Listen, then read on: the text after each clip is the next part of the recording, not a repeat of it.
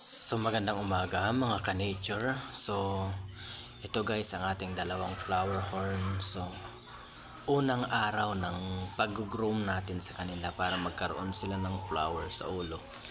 Hindi pa natin guys alam kung saan nga ba ang lalaki at babae dyan. Pero ang alam ko na lalaki ito. Ito guys, ito. Yan. Pero ito hindi ko pa ma-identify kung lalaki nga ba. Pero okay na rin guys kung may babae at lalaki para ikuha natin sila, paramihin. Okay. So i-groom natin para magkaroon na sila ng flowers sa ulo. Ang 1 month na pala ito sa akin guys. So medyo maliit pa lang sila kaya wala pa silang utak sa ulo. Yan, ito.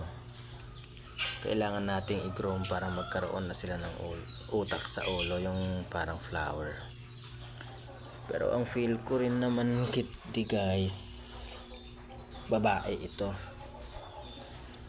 Kaya after ng mga ilang kwan, alisin din natin tong isa, baka kasi mag-away din sila.